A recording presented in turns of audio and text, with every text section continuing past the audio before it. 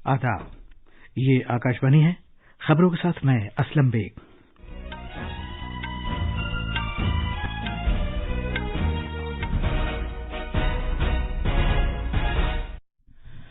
RBI ने repo rate 4% पर और रिवर्स रेपो रेट 3.35% पर ही बरकरार रखा है। प्रधानमंत्री मुद्रा योजना के आज 7 साल मुकम्मल हो गए। वजीर खारजा डॉक्टर एस जयशंकर और वजीर दिफा राजनाथ सिंह वाशिंगटन में भारत अमरीका 2+2 मुज़ाकरात का इनेकाद करेंगे। पाकिस्तान के वजीर आजम इमरान खान को यह धचका पहुंचा है कि वहां की सुप्रीम कोर्ट ने अदम एतमाद की तहरीक मुस्तरद किए जाने को गैर आईनी करार दिया है। अदालत ने एतमाद का वोट कल कराए जाने का हुक्म दिया है। अक़वाम मुत्तहिदा की जनरल असेंबली ने रूस को इंसानी हुकूक की अपनी कौंसिल से मुअत्तल करने के लिए वोट दिया है। और कोरिया ओपन बैडमिंटन में पीवी सिंधु और किदाम्बी श्रीकांत सेमीफाइनल्स में दाखिल हो गए हैं।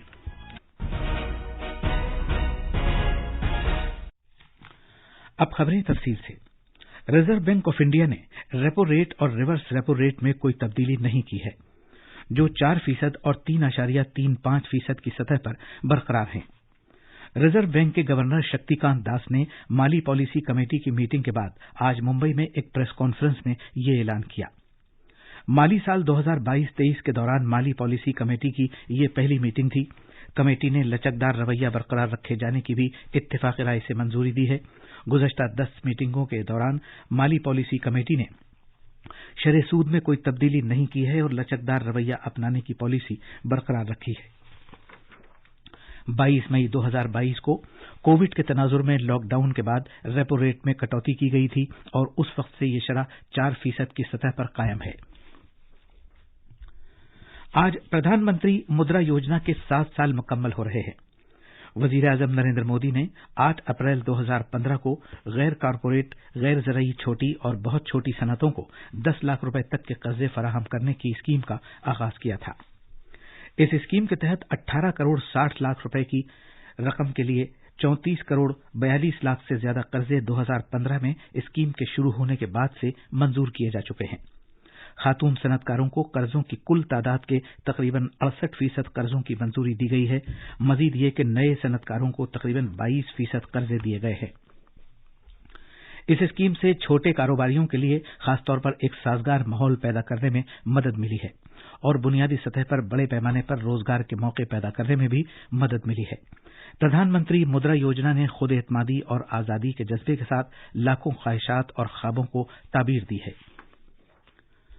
वजीर आजम नरेंद्र मोदी ने कहा है कि सरकार मुल्क के हर गरीब को पक्का मकान फराहम करने के अपने अहद के सिलसिले में अहम मरहले पर पहुंच गई है। एक ट्वीट में जनाब मोदी ने कहा कि अवाम की शमूलियत से ही 3 करोड़ से ज्यादा मकानात की तामीर मुमकिन हुई है। जनाब मोदी ने कहा कि ये मकान खवातीन को बाइख्तियार बनाने की एक अलामत भी बन गए हैं और इनमें सभी बुनियादी सहूलियात मयस्सर कराई गई हैं। प्रधानमंत्री आवास योजना देही के तहत 2 करोड़ 52 लाख पक्के मकानात तामीर किए गए हैं और प्रधानमंत्री आवास योजना शहरी के तहत 58 लाख से ज्यादा पक्के मकानात तामीर किए गए हैं। भारत ने 12 करोड़ बैरल का तेल स्टॉक इज्तिमाई तौर पर जारी करने के लिए बैनुल-अक़वामी तवानाई एजेंसी के ऐलान का खैरमकदम किया है। पेट्रोलियम और कुदरती गैस महकमे की वजारत के सरकारी बयान के मुताबिक भारत ने अमरीकी सरकार के इस फैसले का भी नोटिस लिया है कि ईंधन की बढ़ती हुई आलमी कीमतों को एतदाल पर रखने की खातिर अगले 6 महीने में वो अपने कलीदी पेट्रोलियम ज़खायर से 18 करोड़ बैरल तैयार जारी करेगा। वजारत ने कहा है कि तवानाई का एक बड़ा सारिफ होने की वजह से भारत ने लगातार मुस्तहकम, सस्ती और काबिल रसाई आलमी तवानाई मंडियों की अहमियत को समझा है। उसने कहा है कि हुकूमत उम्मीद करती है कि इन इक़दामात से तवानाई की आलमी मंडियों में तवाज़ुन लाया जा सकेगा। वजीर खारजा डॉक्टर एस जयशंकर इस महीने की 11 तारीख को अमरीका के 2 दिन के दौरे पर रवाना होंगे। वो वाशिंगटन में भारत और अमरीका के वज़राए खारजा और वज़राए दिफा के 2+2 वज़ारती मुज़ाकरात में शिरकत करेंगे। इस बातचीत में डॉक्टर जयशंकर और वजीर दिफा राजनाथ सिंह भारतीय वफ़द की क़यादत करेंगे। अमरीकी वजीर खारजा एंटनी ब्लिंकन और वजीर दिफा लॉयड ऑस्टिन अमरीकी वफ़द की सरबराही करेंगे। وزارت خارجہ کے ترجمان ارندم باگچی نے کل شام نئی دلی میں نامہ نگاروں کو جانکاری دیتے ہوئے کہا کہ 2+2 مذاکرات کے طریقہ کار سے اہم علاقائی اور عالمی حالات و واقعات کے بارے میں تبادلہ خیال کرنے اور اس بارے میں غور و فکر کرنے کا موقع ملے گا کہ کس طرح دونوں ملک مشترکہ مفادات اور تشویش کے سلسلے میں مل کر کام کر سکتے ہیں۔ یہ خبریں آکاشوانی سے نشر کی جا رہی ہیں۔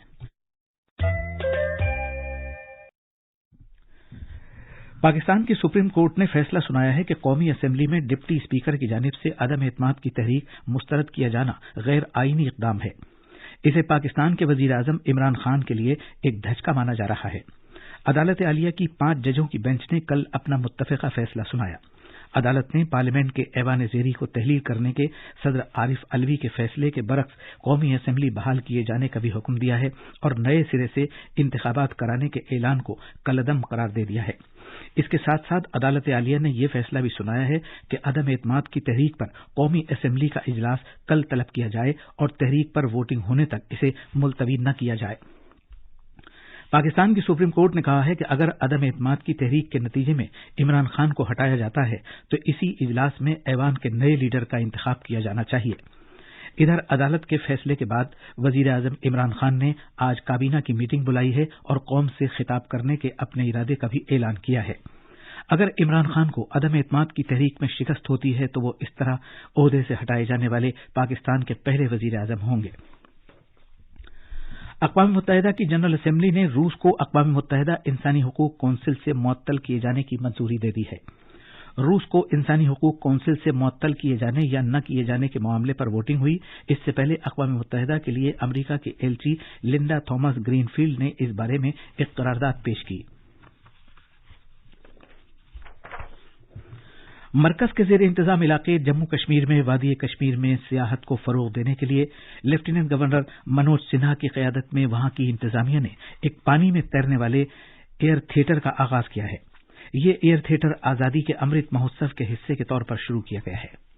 گزشتہ 3 دہائیوں سے وادی کشمیر میں فلم تھیٹرز ناسازگار حالات کی وجہ سے بند پڑے ہیں، تاہم جموں کشمیر انتظامیہ نے شہری سری نگر میں دنیا کی مشہور ڈل جھیل میں ایک ایئر تھیٹر کھولنے کا ایک نایاب خیال ڈھونڈا ہے، جس کو محکمہ سیاحت نے سمارٹ سٹی سری نگر اور مشن یوتھ جموں کشمیر کے ساتھ مل کر وادی کشمیر میں سیاحت کے شعبے کو فروغ دینے کی کوشش میں پیش کیا ہے۔ اس اوپن تھیٹر کا افتتاح حال ہی میں چیف سیکرٹری ارون کمار مہتا نے ایک مشہور ہندی فلم کشمیر کی کلی کی نمائش کے ساتھ پیش کیا، جسے سیاحوں نے اپنے شکاروں میں بیٹھ کر دیکھا اور کافی حد تک لطف اندوز ہوئے۔ خبر نامے کے لیے شری نگر سے میں سنیل کول۔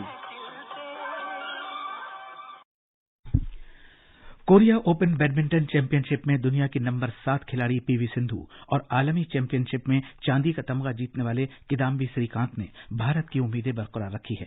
وہ خواتین اور مردوں کے سنگلز کے سیمی فائنلز میں پہنچ گئے ہیں۔ سینچیون میں آج کوارٹر فائنلز میں کدامبی سری کانت نے کوریا کے وان ہو سون کو 21-12، 18-21، 21-12 سے شکست دی۔